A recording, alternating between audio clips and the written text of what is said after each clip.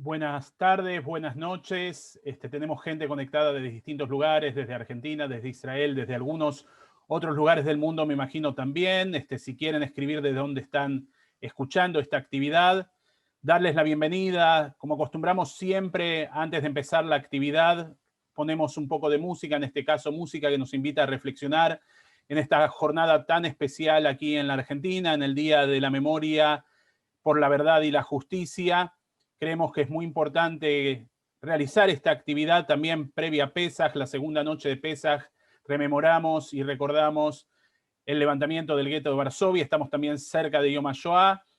Y quería leer un pequeño texto, decir que junto a la memoria y el recuerdo debe estar presente permanente el reclamo de justicia, como está escrito en el libro de Deuteronomio 16:20, justicia, justicia perseguirás. Decimos presentes, comprometidos con la inclaudicable lucha por los derechos humanos en todo el mundo, bajo el lema Nunca más Leolam Lood, recordando a los 30.000 detenidos desaparecidos, entre ellos a nuestros hermanos y hermanas judías que también fueron víctimas del terrorismo de Estado en la República Argentina.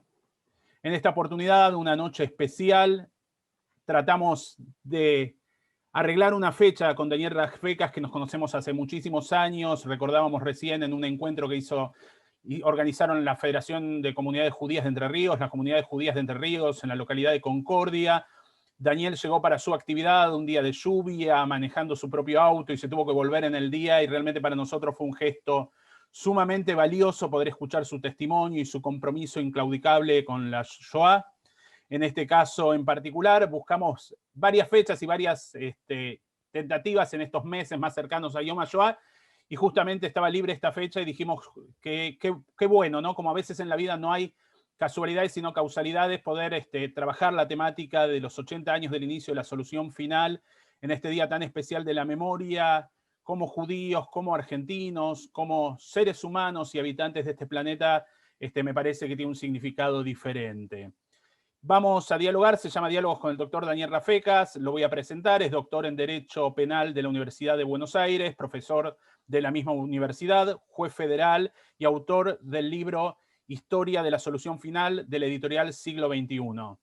Tenemos también el placer de tener entre nosotros a Yoel Schwartz, quien fue docente en un curso que hicimos 6 lecturas sobre la Shoah, parte 1 y ahora viene la parte 2, próximamente, que hacemos desde el Tzavta y desde Nueva Sion, que estamos muy honrados de tenerlos aquí, tanto a Daniel como a Yoel y a todos ustedes también como participantes. Algunos vienen siguiéndonos en las distintas actividades que venimos haciendo. Yoel es historiador y docente, conferencista invitado en la Escuela Internacional de Enseñanza del Holocausto en Yad Vashem, es guía también en Europa y un gran amigo de la casa. Así que sin más preámbulo vamos a pasar directamente a Yoel la palabra y a Daniel para que puedan mantener este diálogo. Esperemos que sea una tarde de aprendizaje y reflexión, que así nosotros como pueblo conmemoramos nuestras tragedias, ¿no? Estudiando, recordando y reflexionando. Buenas tardes a todos, buenas noches a los que estamos del otro lado del océano, y para mí en primer lugar es un enorme honor y un placer compartir esta noche o esta tarde con ustedes, y en especial compartir este diálogo con el de doctor Rafecas. Yo confieso que desde que publicó su libro sobre la solución final, es uno de los textos que suelo utilizar a la hora de enseñar estos temas, de trabajar estos temas, por la claridad y por la amplitud de miras del trabajo, pero además porque la figura del doctor Rafecas es alguien que está comprometido con los derechos humanos y con la memoria en todo el amplio espectro que esto significa. Y justamente me pareció que es un momento importante, y dio esas simetrías que tiene la historia, que en un día en el cual recordamos una tragedia que tiene que ver con el terrorismo de Estado, también nos encontramos para hablar de otra tragedia, acaso una tragedia más una tragedia que es como un arquetipo de todas las tragedias que tienen que ver con el terrorismo de Estado, y son esas simetrías que la historia de alguna manera a veces le gusta crear. Y sin muchos más preámbulos, yo tengo algunas preguntas o algunas cosas que fui pensando sobre que me gustaría dialogar con el doctor Rafecas, y la primera de ellas, Daniel, junto con nuevamente darte la bienvenida. Este año en Israel, todos los años Yad Vashem determina un tema central que es el tema que se estudia o que se conversa sobre él este año. Y este año el tema elegido son los 80 años del inicio de la solución final, es decir, 1941 como un año bisagra, como un año que cambia de alguna manera este proceso que nosotros conocemos como el proceso de la Shoah. Y por eso me gustaría en primer lugar preguntarte o plantearte si estás de acuerdo con esta visión de 1941 como un año bisagra, y si es así, ¿por qué? En tu opinión, 1941 es un año bisagra en todo lo que es el proceso de la solución final. Bueno, muchas gracias, Joel. Una pregunta muy interesante, muy profunda, que ya de por sí podemos estar toda esta reunión contestándola, ¿no? Pero bueno, antes que nada quería dedicar unos minutos para saludar a todas y a todos los presentes, agradecerles muchísimo que estén aquí hoy en este encuentro, agradecerle especialmente a Enrique Grimberg y a la comunidad Vaptap por esta invitación. Y veo, la verdad que quiero saludar especialmente a algunas amigas y amigos muy queridos, como Mario Sinay, como Cristina Siemsen, Jorge Pfefferman, Graciela Ginich y otros. Bueno, yendo entonces al tema. Mi respuesta es que sí, mi respuesta es que, digamos, la respuesta que yo voy a dar en realidad se enmarca en lo que yo considero que hoy en día, por lo menos desde hace un cuarto de siglo, ya es la tesis mayoritaria en la historiografía del Holocausto, que se fue consolidando con el paso de las décadas, y especialmente con la apertura de los archivos documentales tras la caída del muro de Berlín, ¿no? Y entonces la posibilidad de acceder a archivos bueno, de la Unión Soviética, de la ex Unión Soviética. A ver, para hacerlo, para enhebrar la respuesta en términos cronológicos. Por supuesto que el punto de inicio de la respuesta tiene una fecha muy clara, que es el 22 de junio de 1941, cuando se desencadena la llamada Operación Barbarroja, que es la invasión por parte de la Alemania nazi de la Unión Soviética, ¿no? Los planificadores nazis, ya por lo menos desde hacía 6 meses, es decir, desde fines de 1940 y durante el primer semestre del 41, mientras se planificaban y se desplegaban esos 3 millones de tropas para lo que iba a ser la traición de Hitler a su socio de conveniencia Stalin, hasta ese momento, y la invasión a la Unión Soviética, los expertos de asuntos judíos, de las SS y de otras áreas del régimen nazi, empezaron a planificar un proyecto muy consolidado, muy serio, según el cual, tras la derrota que seguramente la Wehrmacht le iba a infringir al Ejército Rojo, ¿sí? Porque sobre esto nadie dudaba de este plan, una vez derrumbado como un castillo de naipes esa mentira que era la Unión Soviética, y ese ejército conformado por subhumanos, que así eran considerados por los alemanes arios los pueblos eslavos. Los pueblos eslavos eran considerados una raza inferior. Eran casi, para el prejuicio de la Alemania nazi, los soviéticos eran prácticamente un eslabón intermedio entre los primates y el ser humano. De modo tal de que imaginémonos el desprecio y la soberbia de la Alemania nazi durante esos 6 meses de planificación, y luego desde junio por lo menos hasta octubre del 41, cuando parecía que esas certezas se iban a cristalizar, porque el avance del ejército alemán entre junio y octubre del 41 fue prácticamente imparable. conquistaron miles de kilómetros de territorio. El grupo de ejércitos norte llegó a las puertas de Stalingrado. El grupo de ejércitos centro se encaminaba rápidamente después de la conquista ya en ciudades de la Rusia Blanca, directamente hacia Moscú, y el grupo de ejércitos sur se encaminaba rumbo a Stalingrado. Y entonces en esa marcha triunfal de la Alemania nazi sobre la Unión Soviética, eso venía acompañado de un profundo desprecio por el pueblo soviético y por el Ejército Rojo. Y nadie, yo les puedo garantizar que nadie, ni del lado de los aliados, ni del lado del eje, apostaba un duro por la Unión Soviética. La pregunta en todos los estados mayores de las Fuerzas Armadas de los distintos países implicados en la guerra en Europa no era si Alemania iba a derrotar a la Unión Soviética, sino cuándo. ¿Cuándo iba a producirse la rendición de la Unión Soviética? Y era un lugar común, entre junio y hasta noviembre, digamos, del 41, era un lugar común que entre las tropas y los mandos medios y los altos mandos del ejército alemán se decía que para la Navidad del 41 iban a estar brindando en Moscú. Este era el contexto. En este contexto, porque además también, permítame agregar a este cuadro, los antecedentes de la Wehrmacht. La Wehrmacht había aplastado en menos de un mes al ejército polaco. Y en un mes y medio aplastó a los franceses, a los belgas, a los holandeses y a los británicos en el frente occidental. Y luego, además, arrasó también con los yugoslavos y con los griegos, dándole una mano al ejército italiano en mayo del 41.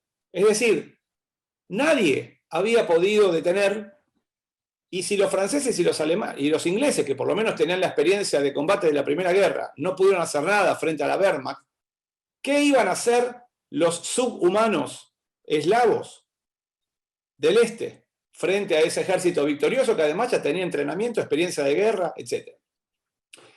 En este contexto es que emerge lo que en cuanto a la cuestión judía en Europa, emerge lo que podemos denominar, y lo que yo denomino en el libro o en mi ensayo, el Plan Siberia. El Plan Siberia. El Plan Siberia consistía en que, una vez derrotada la Unión Soviética, todos los 11 millones de judíos de Europa iban a ser transportados, primero por vías férreas y luego puestos a marchar, a la Rusia profunda, a las estepas siberianas, a la zona del Ártico, al Mar Blanco, a los montes Urales, al extremo oriental de Europa, para que allí obviamente perezcan en las duras condiciones climáticas, haciendo trabajos forzados, dirigiéndose hacia esos sitios remotos, muy lejos de la vista, de la observación de organizaciones como la Cruz Roja, la Comunidad Judía Internacional, el resto de los países del mundo. De modo tal de que el día de mañana, cuando la comunidad internacional o la comunidad judía en Londres o en Nueva York se pregunten dónde están los judíos europeos, los nazis dijeran, como siempre pasa con los genocidios, nosotros no sabemos. Búsquenlos en Palestina, búsquenlos en Nueva York, búsquenlos en Latinoamérica. Acá no están, se fueron. Son una entidad, no están ni vivos ni muertos, ¿no? El mismo discurso de siempre. Pero la idea del Plan Siberia era que a los judíos de Europa, en el máximo secreto, se los tragase la tierra. Y que, en definitiva, en un futuro, el imperio nazi, es decir, el Tercer Reich, negase toda responsabilidad vinculada con el exterminio de todos los judíos de Europa. Esto tiene me imagino que a muchos de ustedes les está sonando como una connotación histórica, porque precisamente 25 años antes, un cuarto de siglo antes, otro régimen tiránico, militar y autoritario, en el marco de otra guerra, que fue la Primera Guerra Mundial, hizo exactamente esto y fue exitoso. Me estoy refiriendo al régimen de los jóvenes turcos, que entre 1914 y 1917 hicieron exactamente lo mismo con la minoría armenia, caucásica, cristiana, que desde hacía 500 años convivía hacia el interior del Imperio Turco Otomano. El régimen de los jóvenes turcos impuso una solución final del problema armenio o de la cuestión armenia en el marco de la guerra con Rusia, acusándolos de ser socios o aliados de Rusia, con los cuales compartían la religión, el origen étnico, etc. Y no hicieron más que deportarlos al este, a ese 1,5 millones de hombres, mujeres y niños, deportarlos a los desiertos de Siria, de Anatolia, de Arabia, para que allí perezcan en las duras condiciones climáticas, que se los trague la tierra, muy lejos de la mirada del resto del mundo, y que hasta el día de hoy, como sabemos, los sucesores de ese imperio turco genocida siguen negando la producción de ese genocidio, diciendo: no sabemos dónde están los armenios del imperio, búsquenlos en Francia, búsquenlos en Estados Unidos, búsquenlos en Argentina, acá no están. Es decir, los nazis no hicieron entonces, no elaboraron, digamos, lo que hicieron fue elaborar un plan sobre la base de un proceso genocida exitoso que había tenido lugar 25 años antes, perpetrado por un aliado en la Primera Guerra Mundial. Por lo tanto, genocidio respecto del cual los nazis tenían detalladas informaciones, porque estaban ahí los observadores y representantes del Imperio Alemán, estaban presentes en Ankara, en Constantinopla y en otras ciudades de Turquía, viendo con sus propios ojos lo que estaba pasando con los armenios. Y tenían detallados informes. Los nazis, 25 años después, no hacen otra cosa que copiar ese genocidio exitoso y elaborar lo que podemos denominar el Plan Siberia. El Plan Siberia es el que se presenta en la famosa conferencia de Wannsee del 22 de enero de 1942, encabezado por una figura central del régimen, como Reinhard Heydrich, el número 2 de las SS a cargo de la Reichssicherheitsamt, es decir, de la Oficina Principal de Seguridad del Reich, el superministerio que manejaba todas las SS. Y ese personaje clave se presenta ante toda la burocracia del gobierno nazi, diciéndoles: señores, de acuerdo al informe que tenemos detallado de esa conferencia de Wannsee en las afueras de Berlín, y les dice: señores, vamos a llevar a los 11 millones de judíos al este, una vez derrotada la Unión Soviética, vamos a separar a los hombres por un lado, a las mujeres y niños por el otro, los vamos a poner a marchar, los vamos a poner a construir carreteras, los vamos a poner a construir centros de detención, van a perecer en el camino, y a los que resistan, dice Heydrich, los trataremos en consecuencia. Textual.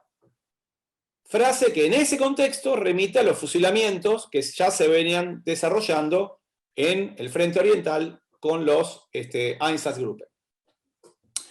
Bien, para decirlo gráficamente, Joel, en mi opinión, el Plan Siberia era el plan A, era el plan maestro, el plan central y diría definitivo que el régimen nazi planificó durante todo el año 41 prácticamente para resolver, entre comillas, la cuestión judía de Europa. Pero ¿qué pasó?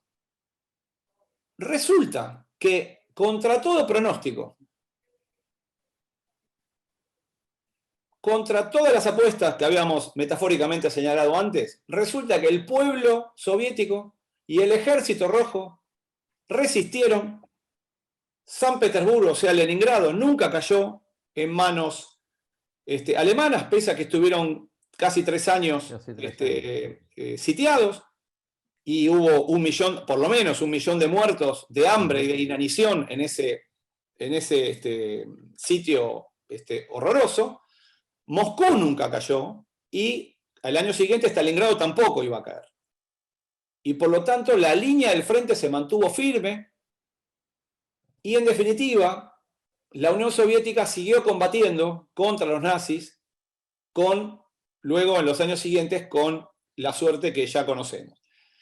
Pero es esta cuestión, a mi juicio, la cuestión clave. Es decir, hay una situación histórica, hay un momento histórico en lo que es la Segunda Guerra Mundial, y sobre esto sí hay discusión en la historiografía de la Guerra Mundial, acerca de cuál es el momento clave, el antes y el después, el momento bisagra en la historia de la Segunda, por lo menos de la guerra en Europa, ¿no? Sobre esto hay discrepancias en los historiadores. Yo, digamos, me sumo a los que creen que el momento culminante, el momento decisivo, el momento bisagra de la historia de la guerra en Europa se da el 4 y 5 de diciembre de 1941, cuando el Ejército Rojo le asesta la primera derrota en la historia de la Segunda Guerra Mundial a la Wehrmacht en las puertas de Moscú.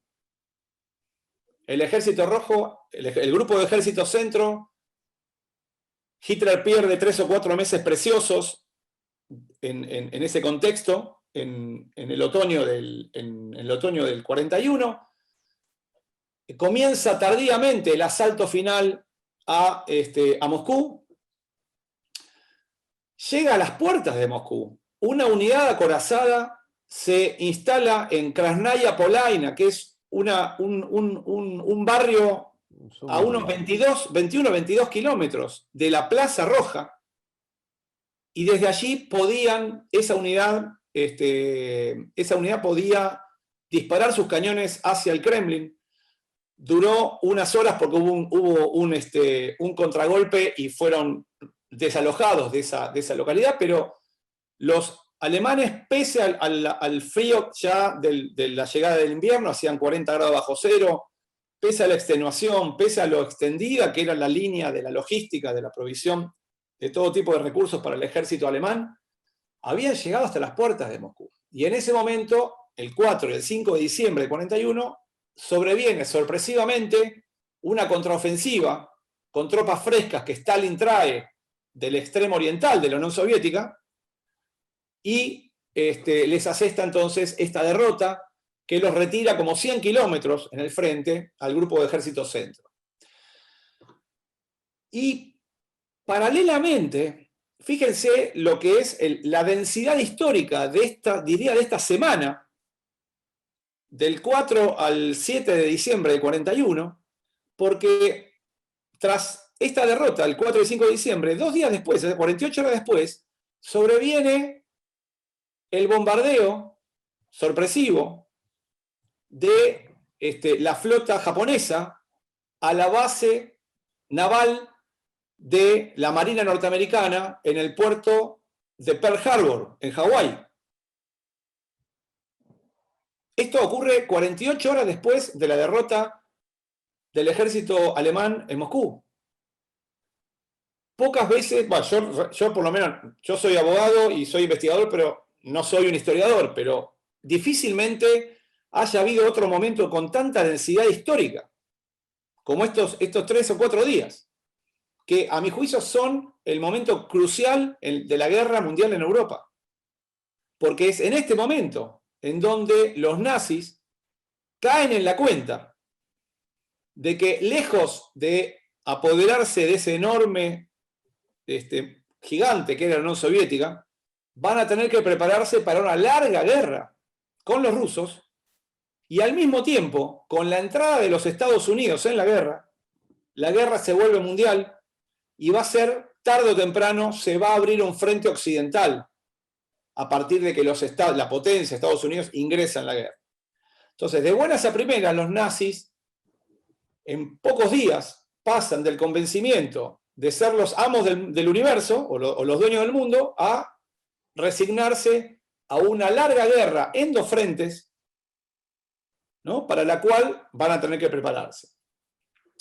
Este desarrollo histórico a mí me parece que es muy importante para comprender entonces por qué los historiadores señalan el año 1941 como el año en el que se decide la solución, la Endlösung der Judenfrage, ¿no?, la solución final de la cuestión judía en Europa. Los indicios, no tenemos documentos, por supuesto, esto no está ni filmado, ni hay documentos, ni nadie lo ha exteriorizado, pero los indicios que han recogido los historiadores que han trabajado especialmente este tema, revelan que los días posteriores a estos dos grandes eventos que acabo de mencionar, aparecen una serie de indicios de declaraciones privadas de Hitler, de entradas en algunos de los diarios íntimos que escribían todos los días, por ejemplo, dirigentes como Joseph Goebbels o el propio Heinrich Himmler. Decisiones que se van a tomar indican que entre el 10 y 15 de diciembre, aproximadamente, es el momento en el cual la dirigencia nazi encargada de los asuntos judíos y, por supuesto, Adolf Hitler, deciden llevar adelante la matanza de los judíos tal como la historia lo va finalmente a conocer. Es decir, es en este periodo de mediados de diciembre de 1941, tras la derrota en la batalla de Moscú y tras el ingreso de los Estados Unidos a la guerra, que el régimen nazi va a tomar la decisión crucial de abandonar el plan A y pasar al plan B. ¿Se entiende? De abandonar el plan Siberia. Porque las estepas siberianas, los montes Urales, el Mar Blanco y el Ártico van a quedar muy lejos todavía de la línea del frente de batalla. Y de hecho, hoy sabemos, nunca van a ser alcanzados por los nazis. ¿Me explico? Entonces, es en esta fecha en donde la dirigencia, que ya estaba, por supuesto, convencida de exterminar a los judíos de Europa, a los enemigos internos, ¿no?, que tenía el régimen, va a abandonar el plan A y va a pasar al plan B. ¿Cuál va a ser el plan B? El gas. El plan B es el gas. Es montarse sobre las experiencias positivas, entre comillas, o exitosas, que el régimen nazi ya había implementado hasta ese momento, no solamente respecto de judíos, sino también previamente respecto de personas con discapacidades mentales. Entre 1939 y 1941 el régimen nazi organiza lo que se llama el Plan T4 y extermina 70.000 niños, niñas, hombres, mujeres, ancianos con discapacidades mentales en Alemania y en Austria, arios. ¿Verdad? ¿Y qué utiliza? ¿Qué emplea para exterminar a estas pobres personas indefensas? El gas. Utiliza vehículos con los furgones conectados con el caño de escape y utiliza cianuro de hidrógeno, ciclón B, en las llamadas las clínicas de la muerte, ¿no? Como Sonnenstein o Hartheim, estos lugares. Bien, y además de eso, el empleo de gas ya había comenzado en algunas experiencias locales en Polonia. Por ejemplo, en Chelmno, el primero de los campos de exterminio que se erige en lo que era el Warthegau, ¿no? Con un dirigente nazi que estaba en esa región, que se llamaba Greiser, que aprovecha la experiencia del Plan T4, trae a Polonia expertos químicos, etcétera, del Plan T4, que ya se había desmantelado, o que se estaba desmantelando, y instala en una casa cerca de la ciudad de Lodz, en una finca, instala tres vehículos con furgones a gas con los cuales, bueno, va a comenzar el exterminio de los judíos de su región, que estaba anexada al Reich y que tenía que quedar judenfrei. Bueno, pero esas eran iniciativas locales. También hay experimentos en Auschwitz I. Ya para ese entonces hay algunos experimentos. ¿Por qué? Porque el comandante de Auschwitz, Rudolf Höss, le molestaba que vengan expertos desde afuera a liquidar a sus prisioneros que ya no estaban en condiciones de trabajar, en un programa secreto similar al programa T4. Y a él le molestaba, él que no quería que vengan de afuera a introducirse, entrometerse en su campo. Y entonces él mismo comienza a experimentar con el gas. Es famosa, y está referido en todos los libros del Holocausto, que la primera experiencia de gaseamiento en Auschwitz I se hace con prisioneros de guerra soviéticos, que son los primeros que son asesinados con este. Después nunca más se va a usar para los prisioneros de guerra soviéticos, y bueno, desde ahí en adelante van a ser judíos, con la única excepción de algunos pueblos Sinti Roma, ¿no? en Auschwitz en algún momento. Pero lo que quiero decir es que, en definitiva, entre el 10 y el 15 de diciembre, teniendo en cuenta los episodios históricos que acaban de pasar y teniendo en cuenta al mismo tiempo las experiencias, entre comillas, exitosas del empleo del gas para el asesinato masivo de personas, habría sido en este momento en cuando Hitler, Himmler, Heydrich, Bormann, Goebbels, Goering, la cúpula del régimen nazi, decidió dejar de lado el plan A y pasar al plan B. Ustedes me preguntarán, para cerrar la cuestión, Joel, y darte la palabra, ustedes me preguntarán, bueno, pero ¿cómo es que entonces en la conferencia de Wannsee, que es el 20 de enero del 42, no se habla del gas, se habla del plan Siberia? Bueno, ahí solamente podemos especular, porque, digamos, yo no tengo una respuesta, digamos, contundente, pero mi impresión es que si Heydrich hubiera blanqueado ante el resto de la burocracia nazi, que ya habían dejado de lado el plan de deportar a todos los judíos a Siberia y que habían optado por el gas, cosa que efectivamente era así, eso hubiera sido una señal de derrotismo. Eso hubiera sido una señal de dudar en la victoria de los nazis sobre los soviéticos. Y eso era absolutamente impensado. Era casi un delito. De hecho, era un delito en el Código Penal de Guerra nazi. Hacer expresiones derrotistas sobre la marcha de la guerra era un delito en Alemania en ese momento. Y entonces, esto es lo que a mi juicio explica por qué Heydrich, a sabiendas de que ya estaba en marcha el plan B, que era la instauración de Belzec, de Sobibor, de Treblinka, de Majdanek y de Auschwitz-Birkenau, en enero de 42 todavía mantiene la fachada del plan Siberia. De todos modos, era una cuestión de, digamos, lo que importaba, a mi juicio, lo que importaba en Wannsee era el propósito final que tenían que presentar ante el resto de la burocracia. El propósito final era el mismo. Los judíos van a ser exterminados. En todo caso, en lo que, ¿no? Hicieron una pantomima fue en cuanto a los medios que iban a emplear.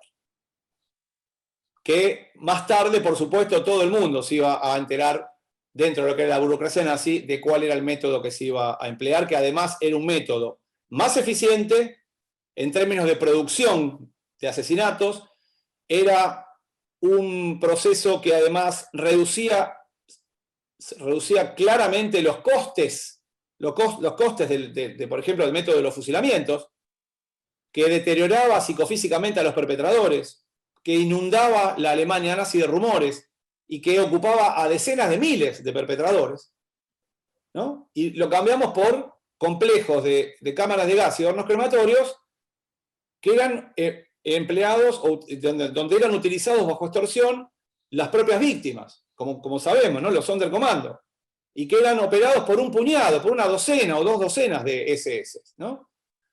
Entonces, estaba claro que este método tenía muchas ventajas y neutralizaba muchos de los déficits que se habían visto en el método anterior.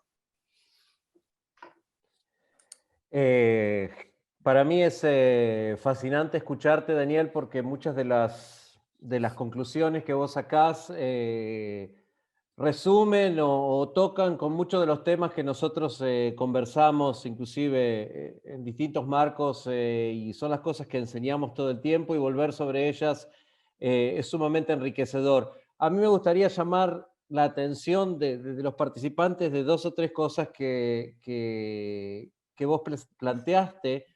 La primera, en la historiografía siempre está la discusión de qué es primero, ¿no? ¿Cuál es la llave para entender esto que es la solución final y en forma general, cuál es la llave del régimen nazi?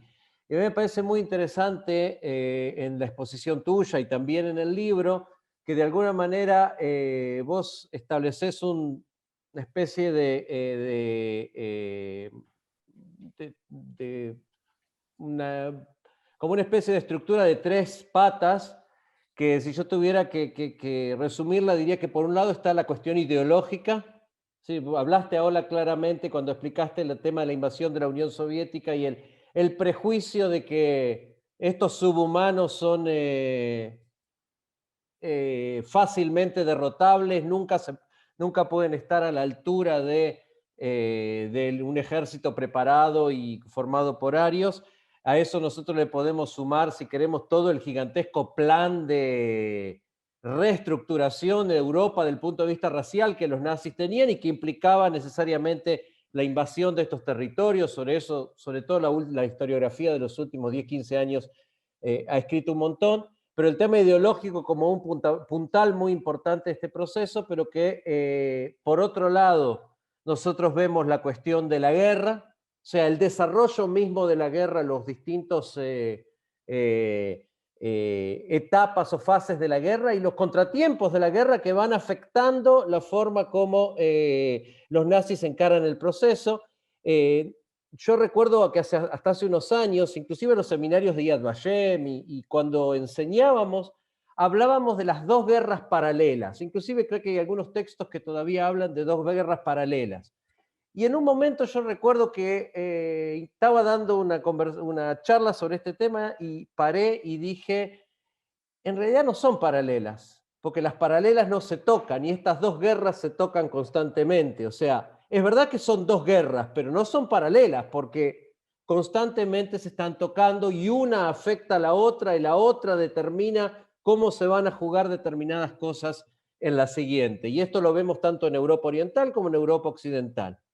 Y por otro lado, la cuestión que me parece importante y que sobre todo en los últimos años se está enfatizando mucho, que es la cuestión de la burocracia del régimen y las iniciativas locales. Hay cosas que se hacen por iniciativas locales y que encuentran mayor o menor, como decías vos, o sea, sirven como modelo para cosas que se van a hacer, se van a aceptar por el régimen como un todo. Entonces, esos 3 puntales, me parece, la guerra por un lado, la burocracia por el otro, la ideología por el otro, no como cosas excluyentes, sino como dinámica entre ellos, parece que es una cosa que es muy interesante de llamar la atención en lo que vos planteabas.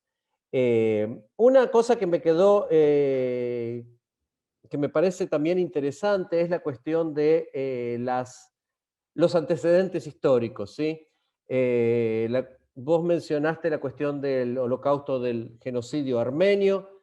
Hay una anécdota que aparece en varios diarios de que cuando estaban discutiendo la invasión de Polonia, algunos líderes del Ministerio de Relaciones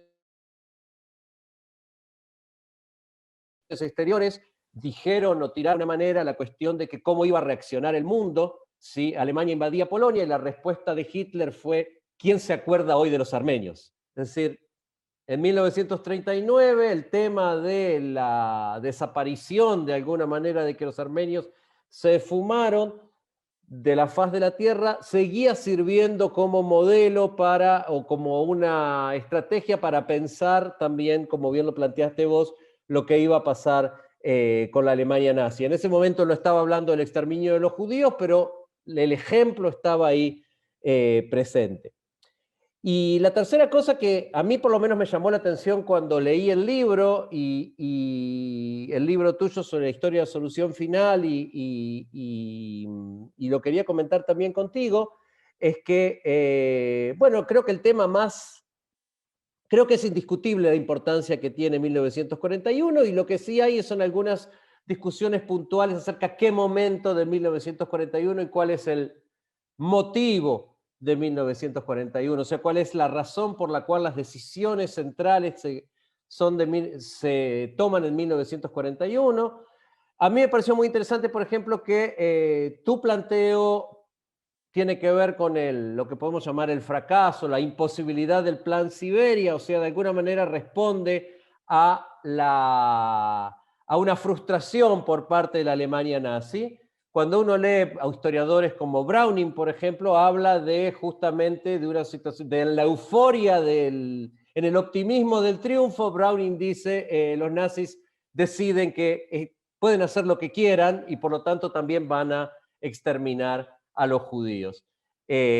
Y bueno, y sobre esos hay como varias teorías sobre eso. No hay discusión alguna acerca de que fue 1941 el año clave a la hora del exterminio, de decidir el exterminio. Y otra vez, la dinámica entre experiencias que ya se estaban llevando a cabo, como la que vos describiste, experiencias que ya se habían llevado a cabo, como el exterminio de los propios ciudadanos alemanes, que creo que es importante que la gente entienda. El primer exterminio en el cual se embarcó la Alemania nazi fue el exterminio de ciudadanos alemanes de origen ario. Lo que vos hablaste con el plan T4, y a partir de ahí, y de ver que se podía, como quien dice, empezaron a surgir las otras experiencias y finalmente se aplicaron inclusive con los mismos individuos, como vos bien contabas. Muchos de los mismos individuos que van a participar del plan T4 en 1939-40 son los que a partir de 1942 van a dirigir, van a organizar, van a estructurar lo que van a ser los campos de la muerte, los campos del exterminio en Polonia fundamentalmente. Sí, especialmente Christian Wirth, ¿no? Que es un personaje muy poco conocido, pero que ha tenido un rol clave porque durante casi todo el desenvolvimiento de los 3 campos de exterminio del río Bug, era el jefe de los 3 campos, ¿no? de Belzec, de Sobibor y de Treblinka. Y Christian Wirth era efectivamente un cuadro dirigencial del programa T4, que fue trasplantado, digamos, a Polonia tempranamente para continuar con su tarea de asesinatos. Exactamente. Y bueno, de hecho, ya que mencionamos algunos de estos personajes, otro personaje que es muy interesante cuando hablamos sobre todo de lo que pasa después de la guerra es Franz Stangl, que fue el comandante, fue el creador de Treblinka, subalterno de Christian Wirth, que también su experiencia, digamos, como exterminador la había tenido justamente en el plan T4. Y de ahí pasó o fue, digamos, trasladado para ser el organizador de lo que fue el más criminal de los 3 campos de la zona del Bug, que fue el campo de Treblinka, donde casi 1 millón de judíos asesinados. Solo a modo de anécdota, Stangl, que finalmente fue atrapado en Brasil y fue extraditado después de un largo proceso a Alemania, porque Brasil en aquel momento, todo el tema de extradición, y por eso se escapó todos los que habían hecho algo en algún lugar de Europa se escapaban a Brasil, inclusive criminales comunes, porque la posibilidad de que los agarraran, de que los extraditaran era bastante remota, pero finalmente Stangl fue extraditado. Stangl era, como muchos líderes nazis, austríaco, y solo como anécdota, era un oficial de policía que durante los años previos a la Anschluss, ¿sí?, a la anexión de Austria por parte de Alemania, su función era perseguir al partido nazi. O sea, su función dentro de la policía era perseguir al partido nazi. Cuando el partido nazi entra a Alemania, cuando los nazis, digamos, asumen el poder en Austria a partir de la unificación de los 2 países, los llaman a Stangl y le dicen: usted tiene 2 opciones. Una de ellas es el trabajo que hacía con nosotros, ahora lo va a hacer contra nosotros, ahora lo va a hacer contra nuestros adversarios. Y por supuesto que es lo que este oficial va a hacer, llegando a ser uno de los mayores criminales de guerra de la historia. Como Daniel, muchos a mí otros me gusta... austríacos, ¿no? Como, es notable la cantidad de, como vos decís, la cantidad de criminales muy notorios austríacos. Recuerdo, bueno, el propio Adolf Eichmann, que era de Linz, Ernst Kaltenbrunner, el sucesor de Heydrich, que después fue condenado a muerte en el juicio principal de Nuremberg, bueno, y el propio Hitler, que había nacido en una localidad en la frontera, pero del lado de Austria, y era un soldado ascendido posteriormente como cabo, de origen austríaco. Así que... Sí, bueno, de hecho, uno de los temas que nos desviamos un poco de 1941, pero uno de los temas que siempre discutimos, ¿no? Cuando hablamos de lo que pasa después y todo el tema de la memoria y demás, es que hay como yo creo que una cosa más o menos armada o planificada, de que después de la guerra medio que Austria es dejado de lado a la hora de repartir responsabilidades. Una vez alguien me dijo que en Austria el que fue juez antes del Anschluss siguió siendo juez durante la época nazi, y si era suficientemente joven, siguió siendo juez después de la época nazi. Es decir, nunca hubo un proceso de desnazificación como hubo en Alemania. Bueno, en eso, Joel, en eso ayudó mucho la figura de Kurt Waldheim, ¿no? De Kurt Waldheim, que había sido un oficial de las SS destacado, perdón, un oficial de la Wehrmacht, destacado en Grecia, y que desde ese lugar hay documentación que demuestra que colaboró en la deportación de los 55.000 judíos desde Salónica a Auschwitz. Pese a ello, fue 2 veces primer ministro de Austria y luego fue secretario general de las Naciones Unidas. Con lo cual, seguramente tuvo un rol protagónico y fue un garante de esto que vos estás señalando. Así es. Daniel, a mí me gustaría aprovechar que vos estás con nosotros. Yo creo que nosotros hablamos de un lugar en el que se encuentran de alguna manera la historia con lo jurídico, ¿sí? Y con tu profesión también de abogado y de juez y de fiscal. Y una de las preguntas que siempre surgen cuando discutimos estos temas, y ahora que empezamos a hablar un poquito de lo que pasa después, es ¿en qué medida la Shoah cambió la forma en que, si es que cambió algo, la forma en que del punto de vista de la ley internacional, del punto de vista legal, del punto de vista de cómo se juzgan crímenes de guerra, en qué medida hubo algún tipo de cambios, o qué cambios hubo en la forma como se juzgan crímenes de guerra después de la Shoah? Te quedaste sin micrófono. Estás muteado, Daniel. Ahí. Disculpa, muy interesante la pregunta, Joel. Es muy interesante porque si yo te tuviera que responder desde la perspectiva de la Alemania de la posguerra, entre los años, después de los juicios de Nuremberg, digamos, y diría hasta los años 80 o 90, la respuesta hubiera sido ninguna, que no hubo ningún tipo de cambio, y que la respuesta de la justicia alemana, de la República Federal Alemana, fue muy pobre, escasamente, apenas simbólica, y yo diría, hoy, mirándolo en perspectiva, un escándalo, ¿no? En el sentido de prácticamente dejar en la impunidad y hacer lo mínimo posible, con las penas menos posibles.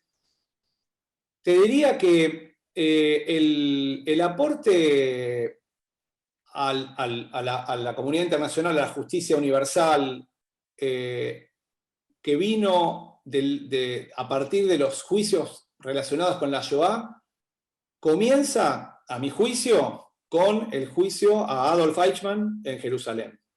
Con el juicio y la sentencia del Tribunal de Jerusalén y luego de la Corte Suprema de Justicia del Estado de Israel, porque es allí, en 1962, que recordemos, ¿no?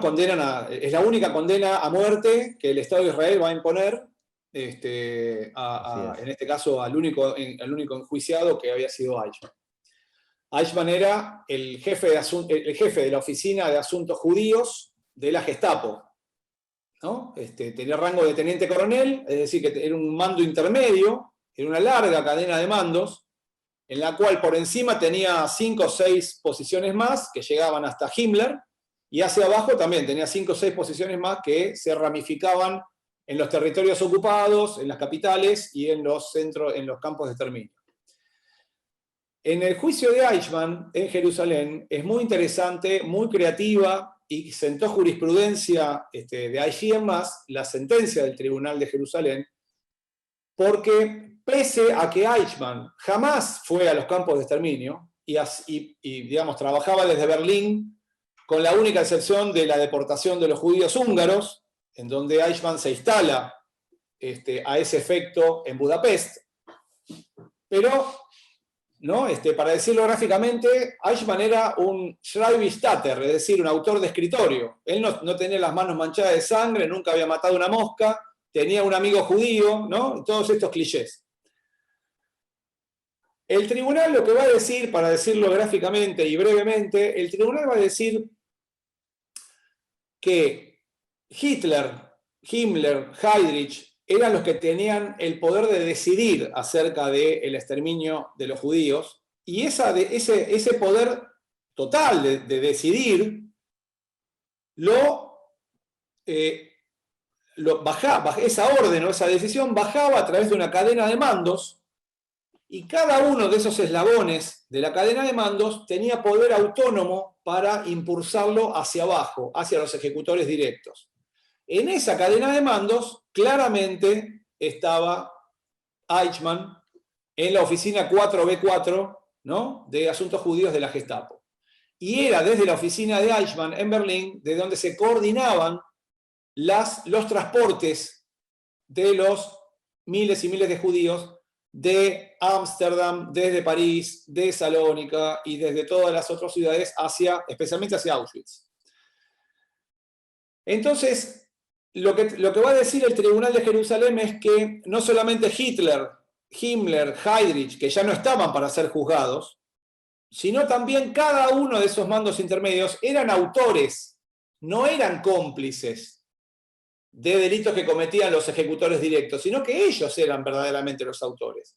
Y que cuanto más subíamos por esa cadena de mandos, mayor era la responsabilidad, llegando hasta la cúspide. Bueno, es lo que se llama la teoría del aparato de poder. La teoría del aparato de poder. Un muy prestigioso profesor alemán de Múnich, que se llama Klaus Roxin, presentó esta teoría en 1963 en el ámbito académico alemán, con la expectativa de que los tribunales alemanes, a partir de ese momento, empiecen a aplicar esta teoría para los criminales que estaban siendo juzgados en Alemania. ¿Qué hizo Alemania? Jamás la aplicó. Nunca la aplicó. Ahora, este profesor, Roxin, en 2002, publica una nueva edición y se queja amargamente. Se queja amargamente de que durante 50 años la justicia alemana ignoró olímpicamente y deliberadamente lo que había hecho el Tribunal de Jerusalén. ¿Para qué? Para condenar como cómplices a los criminales de guerra en Alemania y no como autores. Entonces, para los criminales de guerra y sus abogados defensores era muy fácil litigar en Alemania, porque todos decían, yo no lo quise hacer, yo cumplía órdenes. Los que querían el hecho como propio eran Hitler, Himmler, Goebbels y todos los dirigentes. Y entonces los condenaban como cómplices, a penas menores. Recién después de la caída del muro y de la unificación de Alemania, esto cambió, pero por supuesto ya era muy tarde. Pero a mi juicio, este es el gran aporte a la comunidad internacional, a la justicia internacional de los juicios relacionados con la Shoah. Y de hecho, Joel, en nuestro país, en la Argentina, la teoría, y en mi caso como juez penal lo estoy aplicando también en la causa del primer cuerpo de ejército, la teoría del aparato de poder del Tribunal de Jerusalén se aplica masivamente en los procesos judiciales argentinos relacionados con delitos de lesa humanidad. Debemos tener ya algo así como 100 sentencias que aplican la teoría del aparato de poder del Tribunal de Jerusalén y de Roxin. De hecho, reitero, en mi causa, a los mandos medios y altos que bajaban las órdenes y garantizaban el trabajo de los centros clandestinos de detención, de los grupos de tarea, etc., aplicamos la misma teoría, la teoría del aparato de poder.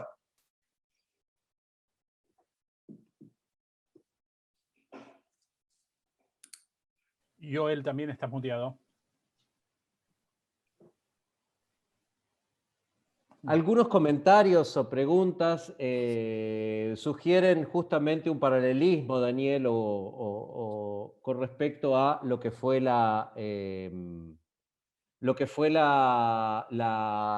justamente los crímenes cometidos por la dictadura en la Argentina, y preguntan, por ejemplo, ¿qué opinás vos? Si existe algún tipo de vínculo entre lo que fueron los crímenes de lesa humanidad en Argentina y la ideología nazi,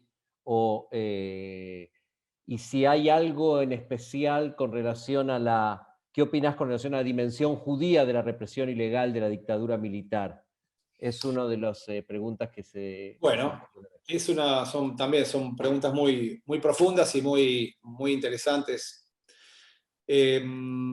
Comienzo por esto último. Yo tengo algún trabajo también sobre esta cuestión, y sobre esto hay coincidencia en los investigadores relacionados con el terrorismo de Estado en la Argentina, en cuanto a que la dictadura argentina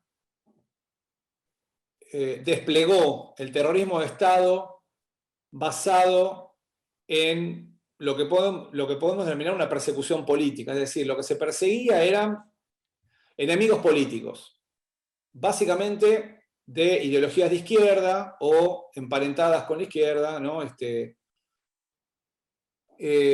Además, digamos, esto enmarcado en una serie de antecedentes de otras experiencias dictatoriales previas de nuestro país, ¿no? Es decir, con antecedentes muy claros en este sentido de que la tensión y la disputa entre el establishment conservador, reaccionario, antiliberal, antidemocrático, pugnaba por lidiar con la emergencia, con la aparición de los movimientos de izquierda. Bueno, el golpe del 24 de marzo viene a ser como la solución más radical, ¿no? y drástica de enfrentar a estos sectores de izquierda, disponiendo el exterminio físico de todos ellos, ¿no? Entonces, y no se ve, ni tampoco se ve en las investigaciones judiciales que han aparecido, no se ve tampoco que haya habido un móvil de características religiosas o raciales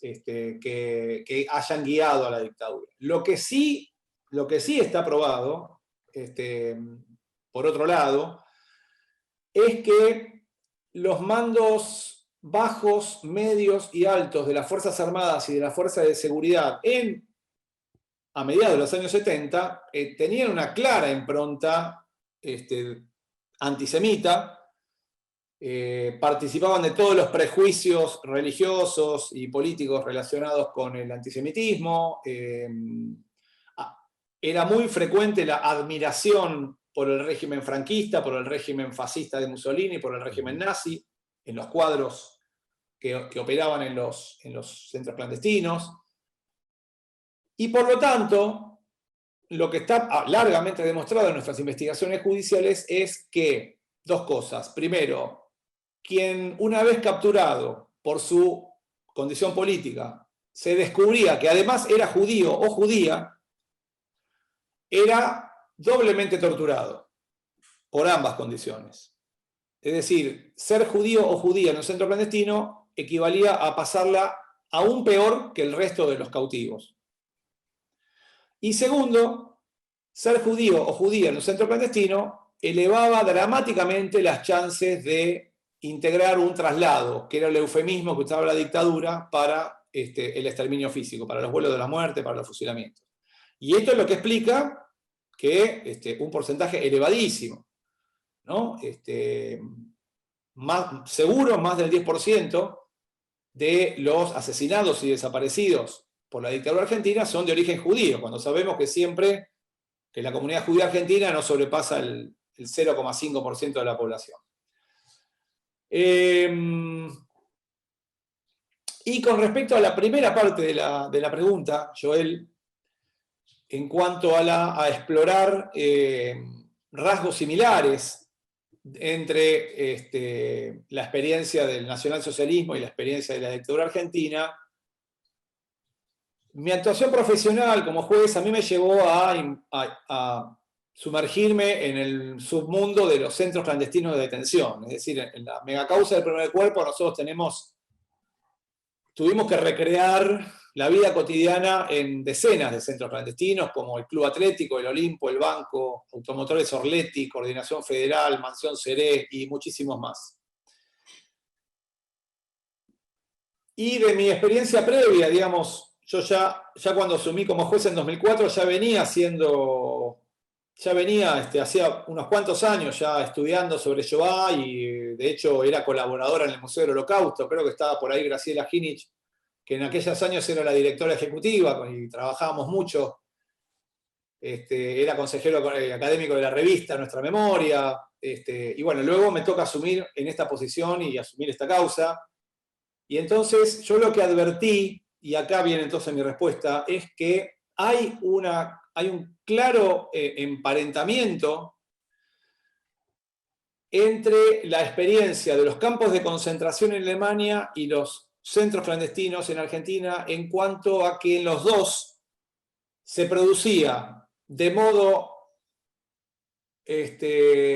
inmediato, y respecto de todos los cautivos que allí ingresaban, se producía un proceso de deshumanización o de despersonalización de todos los cautivos, inmediato, ¿no? En los campos de concentración, bueno, se le despojaba de todas las cosas, se le humillaba, se lo apaleaba, se le ponía esos pijamas a rayas, ¿no? Se los rapaba, se los uniformaba, y todo lo que sabemos. Y en los centros clandestinos pasaba algo muy similar, de modo constante y sistemático.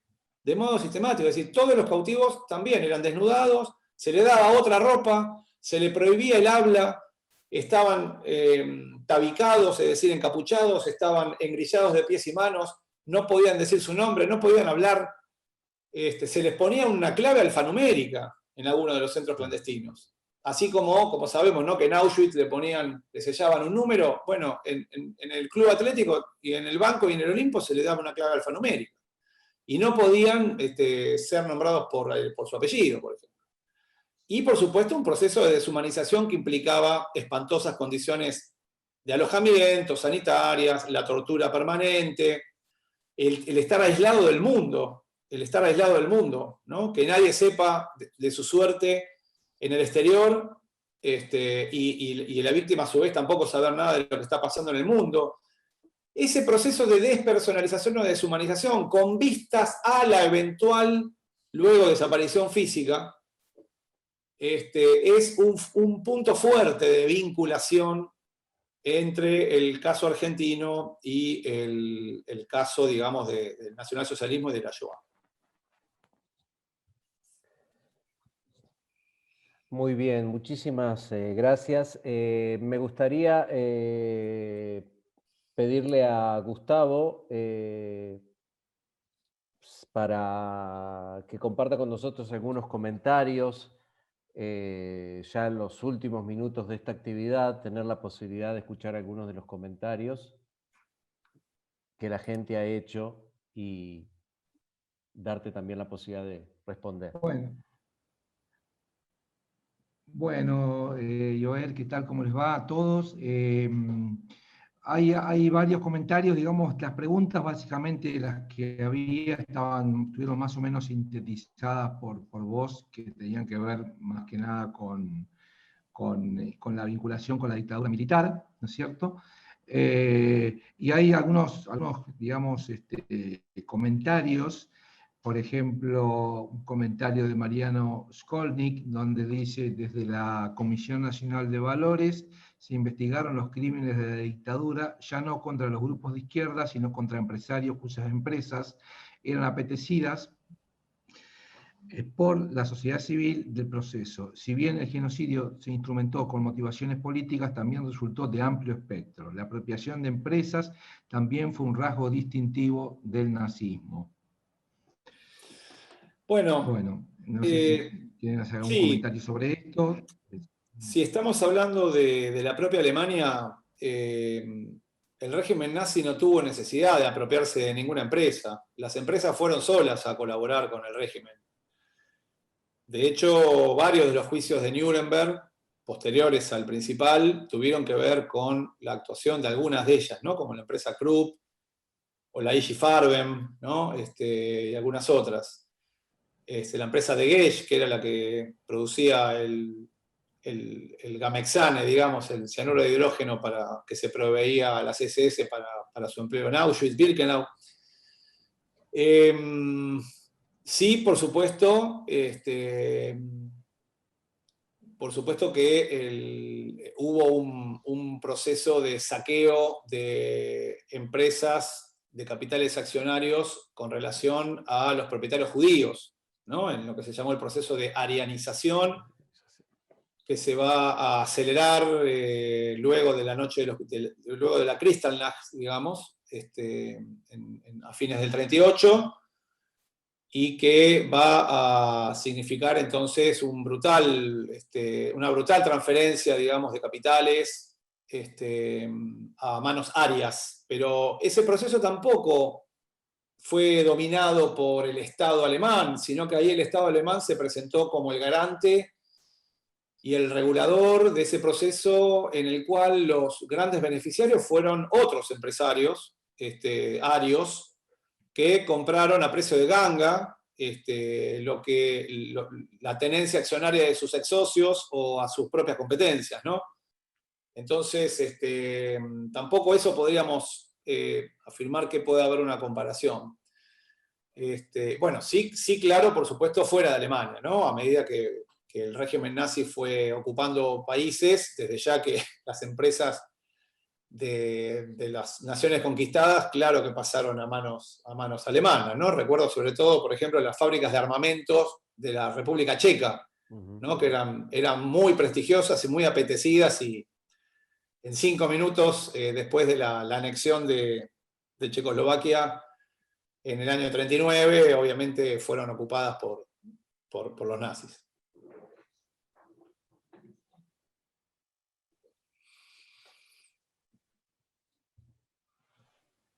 Gustavo, ¿algún comentario más o pregunta? Yo, el que vean, para si incorporamos, yo voy a aprovechar la oportunidad para hacer un saludo especial, que recién vi que estaba desde el comienzo de la actividad, a Natalia Rus, cuyo hermano Daniel fue desaparecido y su madre, Sara Rus, fue víctima de la Shoah, hablando de estos puentes, ¿no?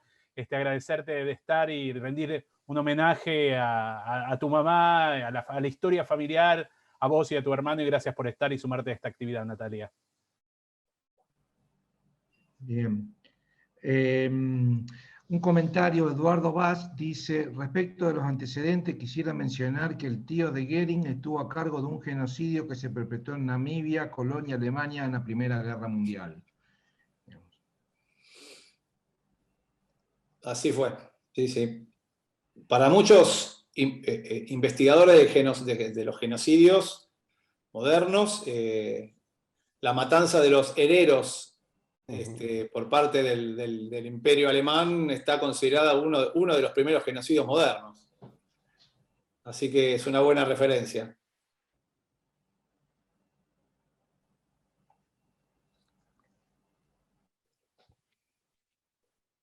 Sí, he visto varios comentarios. Hay varios comentarios que vuelven sobre la comparación con la cuestión argentina. Varios comentarios también volvían sobre la cuestión de Austria, que fue el comentario que hicimos, y la presencia de una derecha muy importante allí. Nos dice Cristina Ponce que llega a tener mucha representación parlamentaria y donde nunca se hizo, que era lo que comentábamos antes, un juicio real o por lo menos un proceso de desnazificación, que fue lo que sí hubo en Alemania.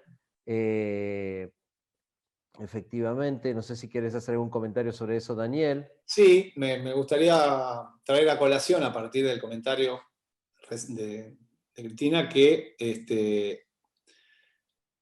cuando se produce el Anschluss, en marzo del 38, obviamente, bueno, asume un régimen filonazi con un gabinete, es decir, son desplazados todos los ministros del régimen anterior y se lo reemplaza por, obviamente, miembros del partido nazi austríaco y personas completamente encolumnadas, digamos, con su flamante pertenencia a la anexión al Tercer Reich. El ministro de Educación de ese gabinete, que va a pasar a administrar las cosas en Austria, entre ellas los procesos estos de emigración de los judíos austríacos, ¿no? De lo que yo doy cuenta en el primer capítulo del libro, se llamaba Oswald Mengin. Oswald Mengin. Oswald Mengin lo traigo a colación porque en la posguerra, en la inmediata posguerra, llega a la Argentina. Llega a la Argentina, gracias a que no hubo ningún proceso de desnazificación, y por supuesto en el marco del gobierno de Perón, del régimen de Perón, y gracias a gestiones oficiales, Mengin va a ser inmediatamente designado como titular de cátedra en la Universidad Nacional de La Plata, en el área de su especialidad, que creo que era la historia o la antropología, no me acuerdo en qué saber se desempeñaba Mengin, cátedra que va a mantener durante los siguientes 40 años y va a formar generaciones de académicos, investigadores y docentes, siendo un nazi. Y el punto más escandaloso de la historia de Oswald Mengin en la Argentina es que, ahora no me acuerdo, no quiero decir algo que no lo recuerdo, pero en una ciudad del interior de la provincia de Buenos Aires funcionaba un museo a nombre de Mengin, un museo de antropología del hombre a nombre de Oswald Mengin, ¿no? Como un ejemplo, digamos, de las implicancias que tuvieron la total ausencia de procesos de desnazificación en la Austria de la posguerra. Así es. Gustavo quería hacer. Ahí tiene una pregunta, Gustavo. Ahí estamos. Hay una pregunta de Nathan Sonis que pregunta si los nazis fueron más ideológicos que los militares argentinos, ¿no? Si los nazis eran ideólogos y los militares clérigos y los empresarios acá simplemente oportunistas. No. Yo no creo que haya sido así, ¿eh? Yo creo que los nazis tenían su ideología plasmada, bueno, por supuesto, en Mi lucha, ¿no? Mein Kampf de Hitler, pero también en las obras de Alfred Rosenberg y de algunos otros ideólogos del nazismo. Pero los militares argentinos también tienen su ideología. También tienen su ideología, es la ideología de Lugones, ¿no? Del Lugones de la cruz y la espada, digamos. Los militares argentinos fueron herederos de ese sueño autoritario de sus padres y de sus abuelos, que unívocamente soñaban con una Argentina depurada desde el punto de vista del nacionalismo, depurada desde el punto de vista racial y étnico, especialmente pensando en los pueblos originarios, que no tenían lugar en la Argentina que ellos pensaban, y por supuesto tampoco los judíos, una Argentina cristiana, blanca, por supuesto autoritaria, ¿no? Y que a través de las 3 generaciones tenían un profundo prejuicio y desprecio con el modelo democrático, porque las 3 generaciones coincidían en pensar y estar convencidas de que la democracia era la puerta de entrada de las ideologías foráneas, que eran el comunismo, el socialismo y el anarquismo. Es decir que, digamos, y que por lo tanto la Argentina tenía que ser conducida por la cruz y la espada, como decía Leopoldo Lugones. La cruz eran los sectores reaccionarios de la Iglesia Católica y la espada era el partido militar. Ese proyecto de país es el que se va a intentar imponer a sangre y fuego con el golpe de Estado del 76. Vaya que si no hay una ideología detrás de esto. No solamente hay una ideología, sino que hay una ideología muy consolidada, que tenía por lo menos 100 años en la Argentina. Sí, yo querría solamente agregar una idea que, por lo menos cuando hablamos del nazismo, lo solemos traer a colación muchas veces y me parece que es relevante también para hablar de la dictadura en Argentina, y es que todo régimen dictatorial o autoritario tiene lo que se llama un núcleo ideológico, sin lugar a dudas, y alrededor de ese núcleo hay por lo menos dos grupos más.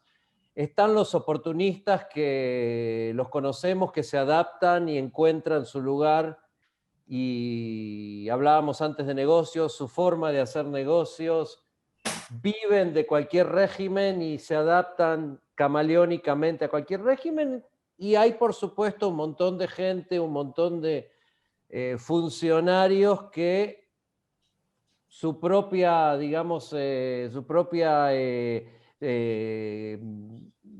deformación profesional, por llamarla de alguna manera, los lleva a ser parte con cualquier cambio de régimen. Ningún régimen autoritario, creo que en la Argentina también se ha hablado mucho de esto, se sostiene solamente por el núcleo ideológico, ¿sí? Por eso hoy en día se habla de una dictadura cívico-militar y no solamente de una dictadura militar. Los que estudian la dictadura en Argentina, yo no soy un experto en el tema, ni mucho menos, pero me gusta leer y escuchar lo que dicen los historiadores que están trabajando el tema, hablan también de las diferencias ideológicas y de proyectos que existían en el seno del régimen y que no siempre salen a colación en digamos, en los discursos oficiales, por llamarlo de alguna manera, pero que indudablemente existieron.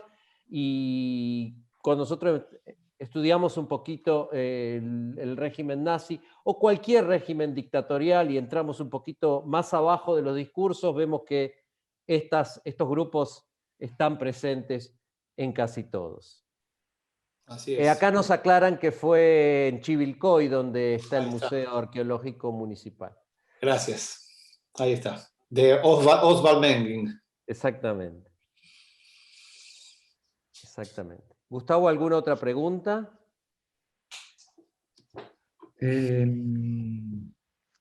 Gabriel Puricelli dice, en el año 2006, mediante una ordenanza del Honorable Consejo Deliberante de Chivilcoy, bajo el gobierno de Franetovich, se procedió a suprimir el nombre de Osvaldo Meguin del Museo Antropológico Municipal.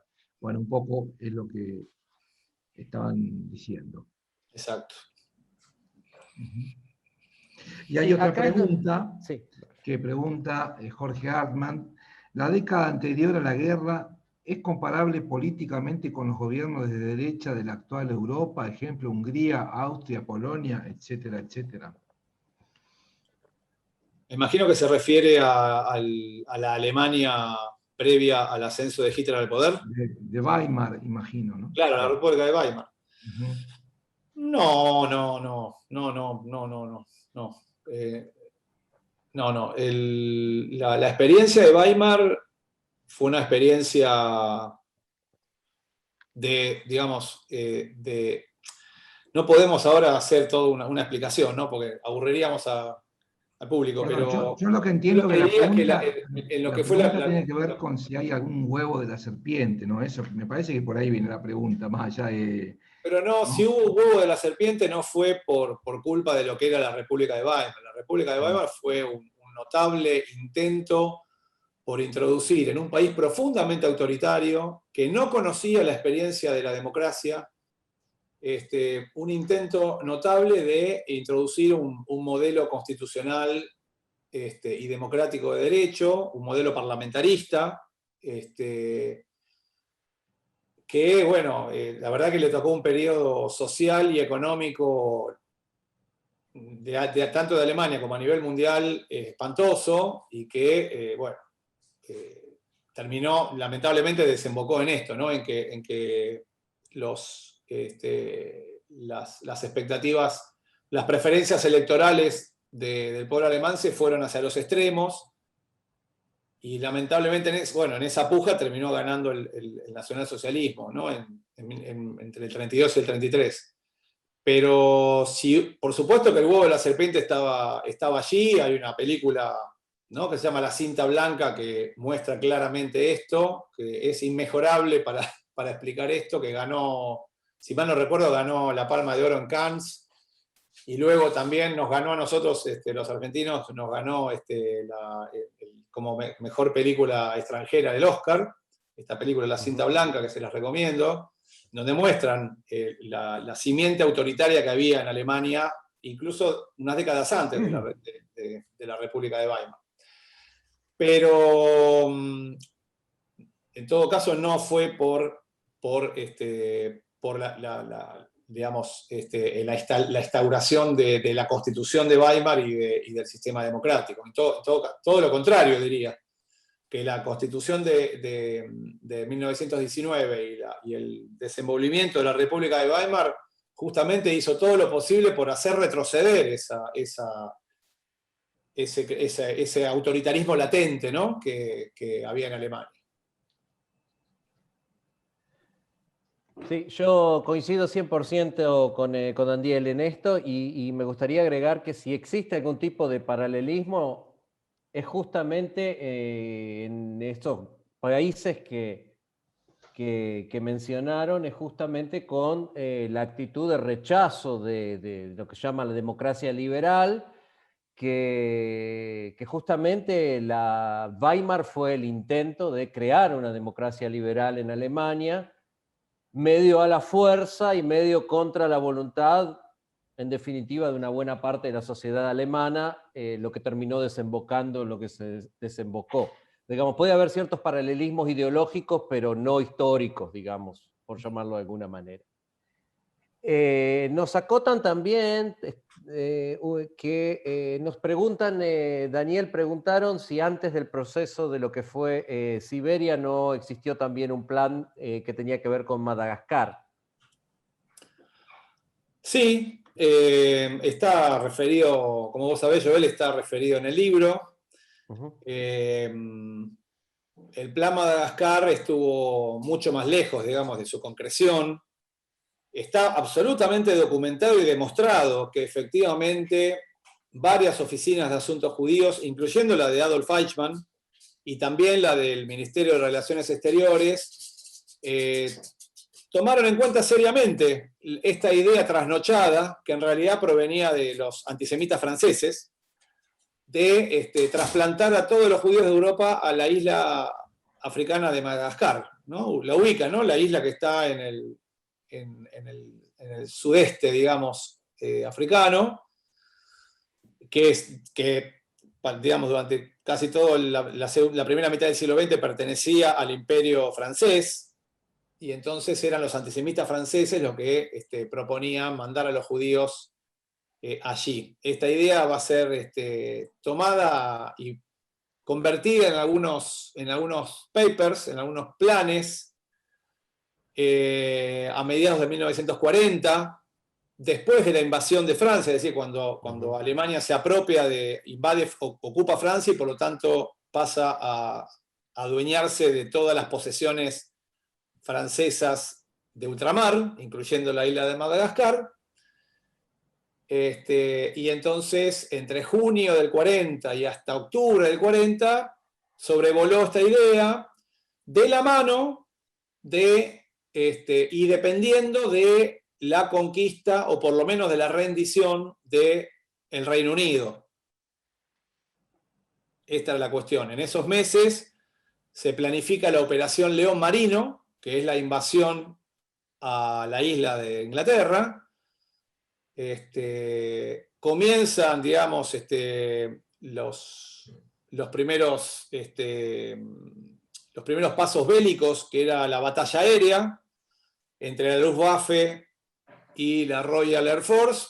Como sabemos, esta batalla aérea, por fortuna, la ganan los ingleses, y entonces ya para agosto, septiembre del 40, la idea de invadir el Reino Unido es descartada, y con ello también cae en el ocaso la idea del llamado Plan Madagascar, porque era una condición absolutamente necesaria derrotar al Reino Unido y con ello a la Marina Británica, que era la que controlaba tanto el Atlántico como el Mar Mediterráneo, para llegar,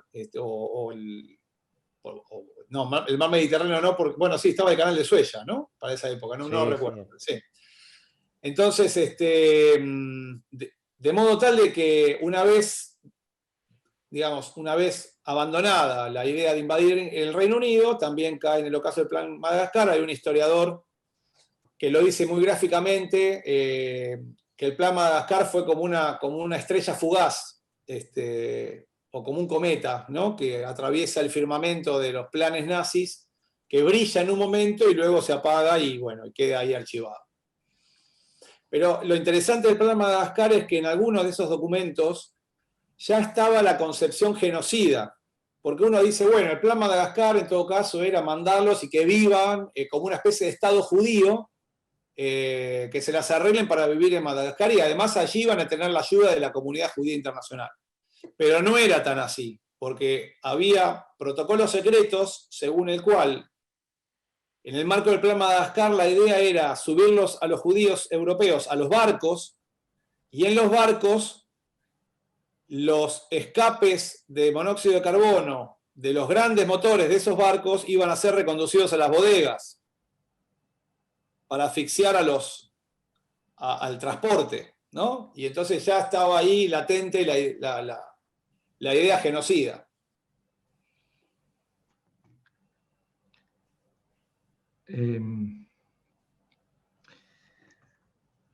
Tengo un comentario de Abraya Rottenberg que dice, Herzl proponía Uganda. ¿Perdón? ¿Cómo? Tengo un comentario de... Herzl. Sí, Herzl, sí. Sí, bueno, en el marco de las... Me imagino que en el marco de las ideas sionistas. Exactamente. Exactamente.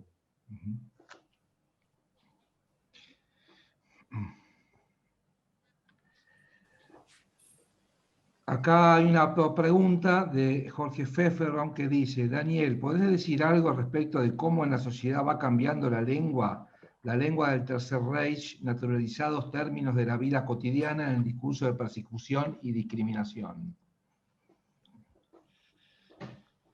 Bueno, sí, la verdad que hay términos que nunca deberían de cambiar su connotación, ¿no?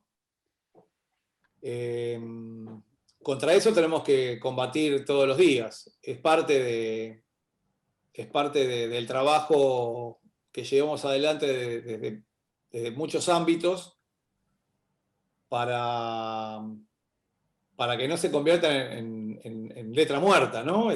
Palabras que tienen un significante muy fuerte, empezando por la palabra holocausto, ¿no? La devaluación de la palabra holocausto contiene la semilla del negacionismo, en definitiva, y es una de las estrategias que muchas veces se utiliza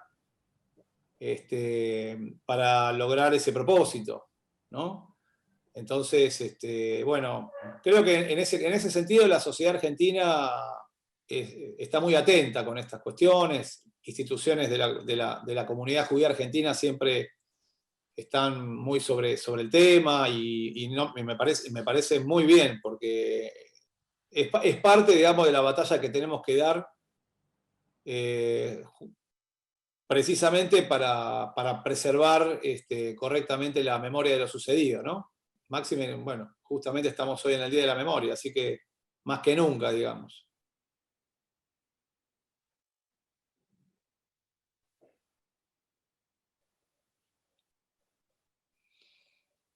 Joel.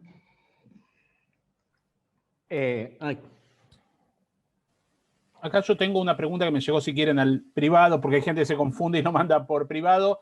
Pregunta a Daniel Mirta, ¿qué te movió a investigar tanto sobre la Shoah? Y si les parece, hacemos una pregunta más y cerramos, o cerramos con esta. Hay una pregunta. Bueno, no, me gustaría también escuchar a Mario Sinay, que creo que está pidiendo la mano y es un colega investigador también a quien respeto y un amigo. A ver, a mí, digamos, si existe algo que podemos llamar vocación de justicia,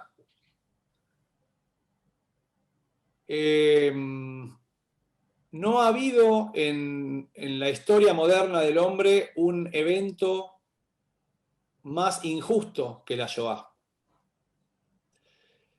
En el sentido de que el régimen nazi señaló, identificó, enjuició y condenó a 6 millones de víctimas, hombres, mujeres, niños, sin importar ninguna condición, por el solo hecho de su pertenencia al pueblo, a un pueblo, acusándolo de unos 20 cargos que eran todos falsos. Todos, desde el primero al último, desde lo religioso, pasando por lo racial, pasando por lo político, pasando por los discursos criminológicos. Todos cargos falsos. Y entonces, tanto desde la escala de la cantidad de víctimas como de la absoluta injusticia de los cargos que se alzaron contra ese pueblo, a mí realmente me revela desde ese lugar, desde la vocación de justicia. Y eso es lo que me lleva a trabajar estos temas y a intentar reparar en lo que yo pueda, digamos, esa tremenda injusticia, ¿no? Manteniendo la memoria, difundiendo los hechos, compartiendo a través de este ensayo para que, bueno, muchos investigadores o estudiosos o ciudadanos y ciudadanas se acerquen un poco más a lo que fue la Shoah. Pero básicamente es eso. Bueno, hay una pregunta de Susana Gelber que dice, quisiera consultar sobre el uso de la Shoah en el debate político. Y luego vamos a habilitar a Mario, a pedido tuyo, para que hable. Y yo, digamos, si yo tuviera que sugerir, porque no podemos más que sugerir, y yo sugeriría que lo dejemos de lado, ¿no? Que dejemos de lado la Shoah en la coyuntura política. Estamos hablando de un episodio, es demasiado delicado y demasiado sensible y demasiado complejo y está cargado de simbolismos y hay millones de personas por detrás que se pueden sentir afectadas. Yo diría que lo dejemos de lado. Y en todo caso, así como lo dejamos de lado en la política, lo empleemos todos los días en la educación.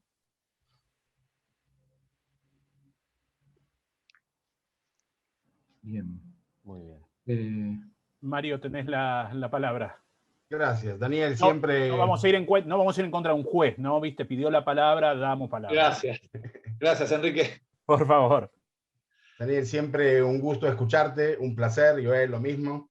Una clase magistral, por supuesto.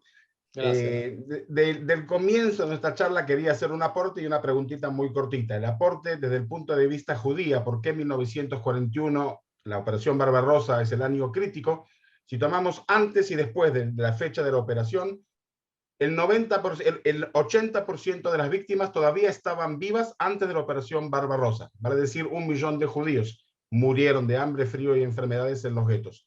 En 1 año y medio los números se invierten.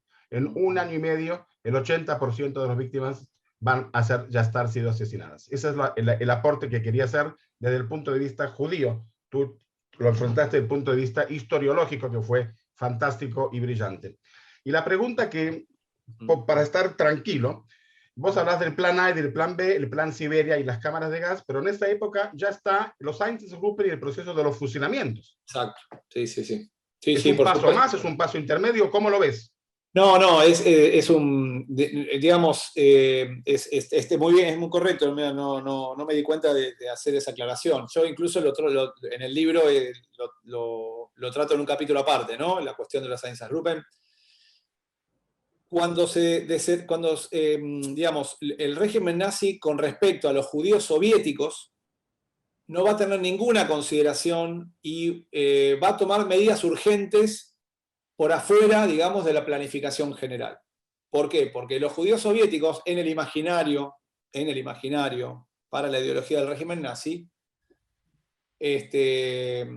son, digamos, el peor peligro, ¿no? Es decir, no tienen, digamos, las características que tienen los judíos holandeses o alemanes o franceses o griegos, digamos. Los judíos soviéticos, para el imaginario nazi, son los portadores del bolchevismo y, bueno, vos también, Mario, lo sabés, Joel también lo sabe, antes, durante y después de la Operación Barbarroja, todos los dispositivos comunicacionales del régimen nazi se van a colmar con la palabra judeo-bolchevismo, ¿no? El judeo-bolchevismo.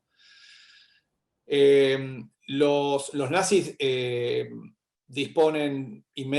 preparan los Einsatzgruppen previamente, los trasladan al lugar y comienzan a desplegar los asesinatos, como sabemos, primero de los varones y luego vuelven por las mujeres y los niños, a partir de fines de julio, principios de agosto de 41, pero ahí hay también, no solamente hay una cuestión de particular peligro, entre comillas, por la cuestión de ser judíos soviéticos, sino también que hay necesidad, entre comillas, o de parte de la mirada nazi, necesidades bélicas, de limpiar la retaguardia del frente oriental para evitar la presencia de saboteadores, ¿no? Que conspiren contra la marcha de la guerra, de modo tal de que como vos bien lo puntualizás, Mario, y te lo agradezco el comentario, el caso de los judíos soviéticos es una especie de situación excepcional y están como por afuera del plan A y del plan B, digamos.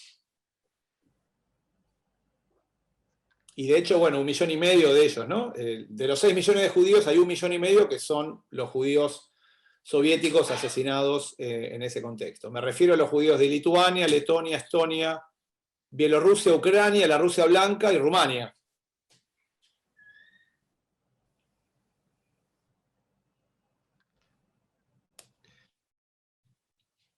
Bueno, me parece que acá en Israel son las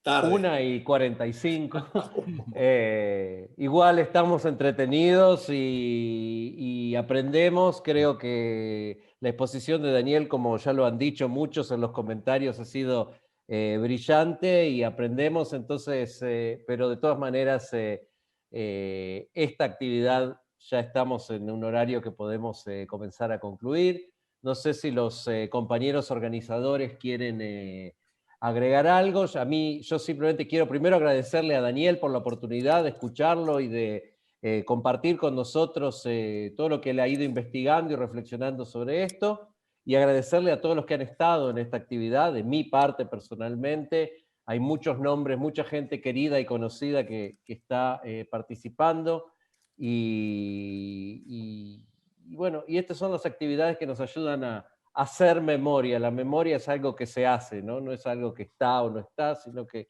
lo construimos todo el tiempo. Muchas gracias y le dejo a los compañeros organizadores. Bueno, muchísimas gracias. En primer lugar, Joel, por la moderación, por la paciencia y por el horario también, ¿no? Horario tras noche y con una temática de Shoah. No podés decir que te fuiste a bailar, ¿tá? No tenés excusa para tu mujer. Aparte, esto está grabado. Claro, está grabado, por supuesto, ¿no? Es prueba. Y a Daniel Rafecas, transmitirle todo nuestro cariño, nuestro agradecimiento, realmente una clase magistral. Las puertas de Tzavta de Innovación están abiertas para continuar cuando quieras con este tipo de actividades. Para nosotros es muy importante poder acercarte a vos nuevamente, a la comunidad judía, y con esta temática tan importante que es para vos y que seguís leyendo seguramente y actualizándote, y que seguís recordando y teniendo tan cerca del corazón. Como dice todo el mundo acá en el comentario, bueno, agradeciendo la clase maravillosa, y realmente empezaste diciendo que no sos historiador, ¿no? Creo que podés hacer algún título cuando tengas algún tiempo libre, ya casi jubilado, para hacer algún doctorado en historia, porque realmente conocimiento te sobra, y te agradezco muchísimo por compartirlo con nosotros. Bueno, muchísimas gracias, Enrique, Joel, Gustavo. La verdad que fue un privilegio estar con todos ustedes. Es muy impactante también la convocatoria que han tenido. Me siento muy, muy contento y la verdad que también he aprendido mucho de sus comentarios y de sus reflexiones. Creo que todos hemos pasado un lindo momento en este encuentro. En cuanto al libro, que yo lo tengo acá, este es el libro del cual tanto hablamos. Ahí hay algunos que lo están mostrando. Lamentablemente me dicen de la editorial, ahí está como agotado. Tuvo muchas ediciones, pero bueno, después se discontinuó porque yo cometí la imprudencia quizás de comentarle a la editorial Siglo XXI que tenía pensado encarar una segunda edición, introduciendo nueva bibliografía que se ha producido desde que se publicó en 2012 hasta ahora, y que yo ya la tengo conmigo, posiblemente, ahora que terminé otros compromisos que tenía previos, posiblemente mi próximo proyecto sea el de con mucho gusto y con mucha alegría y con mucha vocación, encarar una segunda edición ampliada, digamos, del libro, sobre todo del último capítulo, el capítulo de los campos de exterminio. Así que quizás en un par de años podamos reunirnos nuevamente con esa linda noticia de que estemos lanzando desde siglo XXI la segunda edición, digamos. Más allá de que nos podamos ver previamente a partir de otros motivos que nos reúnan, ¿no? Por supuesto, ya te comprometemos para la presentación del libro, ¿eh?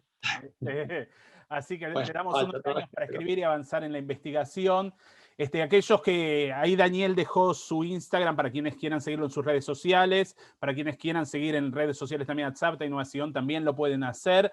Esta actividad queda grabada, después ahora en un ratito yo la subo a YouTube. Esto es muy artesanal, así que lo hago yo, denme un poco de tiempo. Queda en el Facebook por ahora de Tzavta Centro Comunitario. Quienes quieran verla de nuevo la actividad y recomendarla, queda grabado. Para nosotros es un testimonio muy importante. Aquellos que se la perdieron, que saben que hay gente que le interesó, les mandan el link y pueden compartirlos.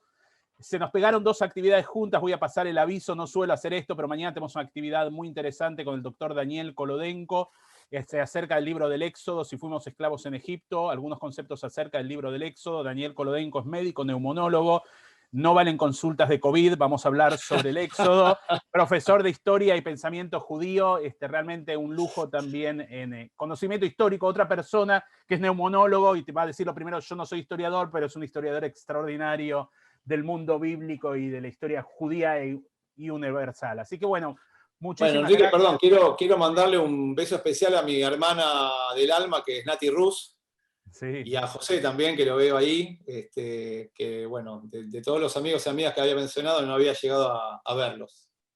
Buenísimo, me alegro que sea un encuentro de amigos, para todos, que terminemos el Día de la Memoria con reflexiones, con aprendizajes, me parece muy valioso. Todavía tenemos unas horas más por delante acá en Argentina para seguir pensando con el compromiso del tiempo que tenemos y decir nunca más y estar presentes. Pronto nos vamos a liberar de la esclavitud una más de Egipto, desearles a todos Hag Sameach, si no nos vemos, que tengamos una fiesta en paz. También felices Pascuas para unas semanas posteriores y que podamos mantenernos con salud, que pronto pase la pandemia y nos podamos encontrar personalmente y abrazar. Esto nos permite encontrar entre gente de Israel, Argentina y otros lugares que nos fueron escribiendo el Zoom, así que extraordinario. Después le voy a pasar a Daniel todos los comentarios que se hicieron en el chat, queda grabado el chat, así que después Daniel te lo paso, así los lees tranquilo, que te veo ahí leyendo. No te vas a perder ninguna, así también la gente se siente leída. Agradecer también la presencia. Y aprovecho para enviarles a todos un Hag Sameach. Muchísimas gracias, Daniel. Un abrazo para todos. Gracias. Felicitaciones, aplauso. Gracias. A todos. A vos, felicitaciones. Gracias. A vos por la organización. Un abrazo. Joel, un gusto, Quedamos un en gusto, contacto. Daniel. Necesites, estamos igualmente, nos hablamos. La Muchas próxima gracias. nos vemos en Jerusalén. Sí. Con un falafel de por medio. Un abrazo grande. Listo. Chao, chao. Nos vemos.